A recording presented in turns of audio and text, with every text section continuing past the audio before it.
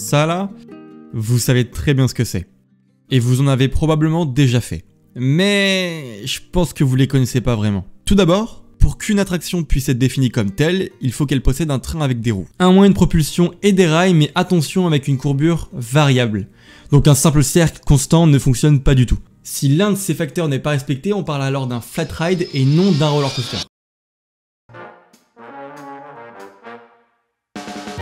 Taron, Fly, Conda, Toutatis sont tous des montagnes russes. Et je pense pas me tromper en affirmant le fait que vous êtes déjà monté dans l'un d'eux. On en trouve pour tous les goûts et surtout pour toute la famille. Certains sont conceptionnés pour les enfants, ce qui permet une bonne première initiation, pour se diriger plus tard sur du familial. Partager ce moment en famille et finir par se tourner sur du sensationnel. Avec le temps, les parcs et les constructeurs ont appris et se sont améliorés pour ouvrir des attractions toujours plus immersives, de meilleure qualité, et cela passe par plein de facteurs.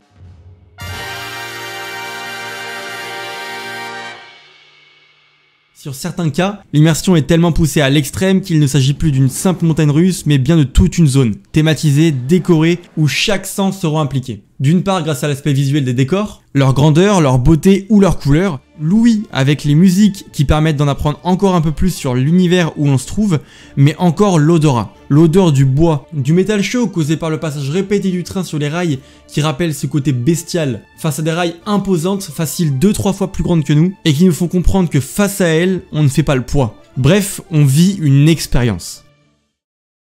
Dites-vous que ça là, c'est l'ancêtre de King Daka, le coaster le plus haut du monde. Pour comprendre comment on en est arrivé à ça, on va devoir revenir un peu en arrière. Mais genre vraiment. Et en Russie.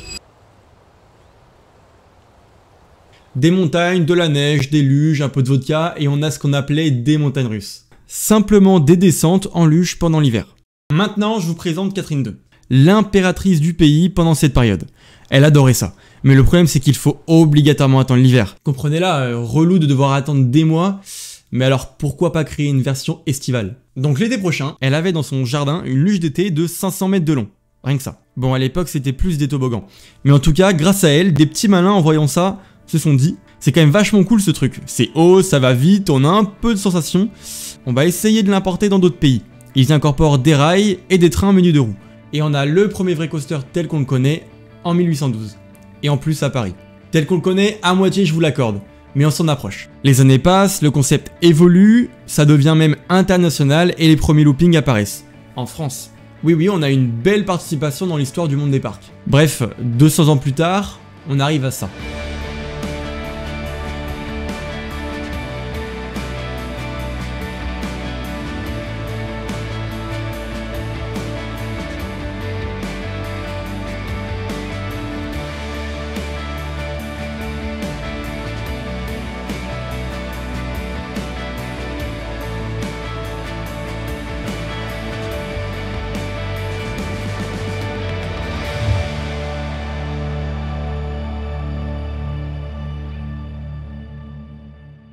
Ok, prenons comme exemple Taron. Fantasyland ont besoin d'un nouveau coaster.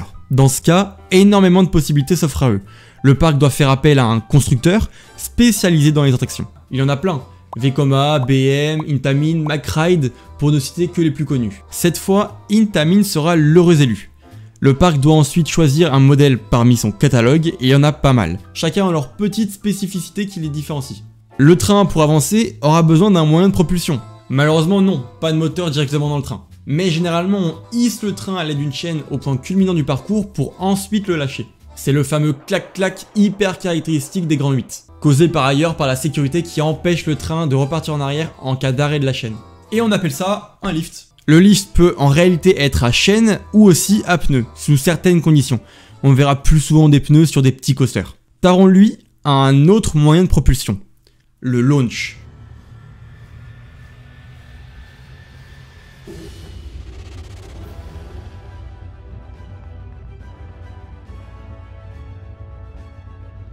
Alors oui, ça coûte bien plus cher, mais c'est quand même vachement mieux. Le train est propulsé rapidement sur une courte distance. Dans notre cas, la propulsion se fait grâce au LSM, des aimants surpuissants qui au passage du train le poussent de plus en plus vite. Bien que ce procédé soit le plus commun aujourd'hui, ça n'a pas toujours été le cas. Un câble accroché au train tiré par un moteur hydraulique a également souvent été utilisé. Plus violent sur l'accélération, il permet d'atteindre des vitesses plus hautes et plus vite, mais demande beaucoup trop d'entretien. à l'inverse des aimants qui n'en demandent littéralement aucun. Fantasyland recherche la perfection. Ils veulent créer quelque chose d'unique, de sensationnel. La contrainte de superficie oblige le parc à tout concentrer, les allées doivent se chevaucher, les coasters de même, mais c'est ce qui les pousse à créer des univers encore plus détaillés et complexes, pour notre plus grand plaisir. Les décors de Fantasyland sont considérés pour beaucoup comme surpassant ceux de Disney. Taron et ses allées ne font qu'un, quand vous vous baladez dans la zone, où que vous soyez, vous aurez une vue imprenable sur l'attraction. Encerclé par les décorations, la musique vous transporte dans un autre monde, vous faisant oublier que vous êtes non pas au Moyen-Âge près d'un bar, mais bel et bien dans un parc en Allemagne. Ils vous transportent où ils veulent, en quelques pas, vous passez à travers les univers. Le long d'une rue en plein Berlin, vous décidez de prendre le métro.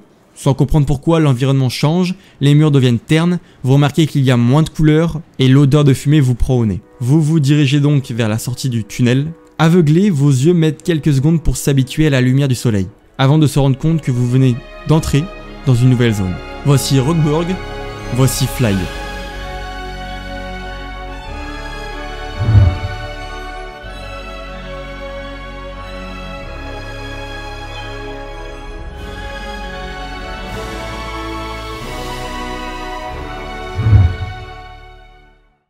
Cette fois, ils n'ont pas choisi une Tamine, mais Vekoma. Toujours des launches, en revanche, vous n'êtes pas assis, mais allongé. Vous volez à travers la zone. Au passage, les bâtiments que vous voyez sont pas fictifs, c'est un hôtel.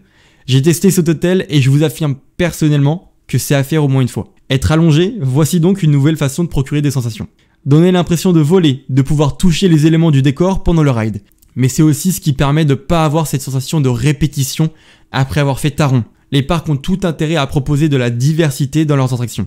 Aucune doit se ressembler.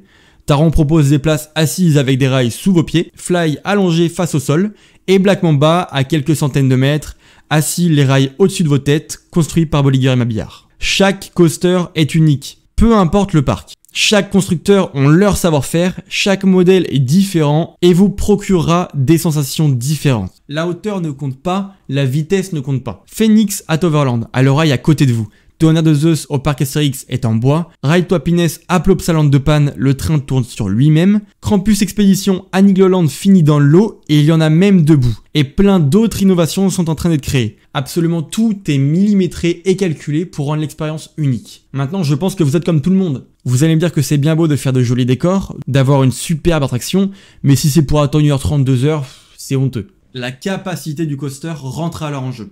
Le parc et le constructeur doivent tout mettre en œuvre pour l'augmenter au maximum. On la mesure avec le nombre de passagers par heure. Combien de personnes peuvent faire Bluefire à Europa Park en 1 heure? 1720 personnes par heure. Théorique. C'est énorme. Pourquoi? Parce qu'Europa Park sont parmi les meilleurs sur ce point.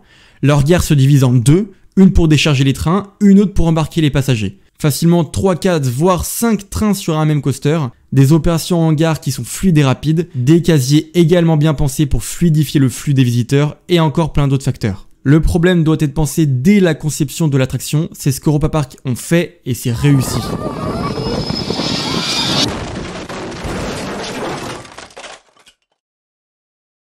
Malheureusement, le risque zéro n'existe pas. Oui, les accidents ça arrive. Mais c'est extrêmement rare. C'est même plus que rare à ce niveau-là. Vous avez plus de chances de mourir en vous rendant dans un parc que dans un coaster. Vous imaginez pas toutes les sécurités qu'on peut y retrouver. Les sécurités ont elles-mêmes des sécurités. Et je déconne pas. Les harnais, vous avez au moins 2 sécurités, voire même 3 sur certains cas. Si l'une lâche, il y en a encore 2 autres derrière. Les attractions sont constamment revérifiées tous les jours. Chaque année, la TÜV, une organisation qui autorise oui ou non l'ouverture d'une attraction, la vérifie de fond en comble. Je vous assure, lorsque vous montez dans un coaster, vous êtes en sécurité. C'est dans l'intérêt premier de tout le monde, les parcs ne sont pas là pour vous mettre en danger, mais pour vous faire voyager. Alors montez dans ces trains et partez dans ces aventures pleines de rebondissements, là où chaque aventure est unique.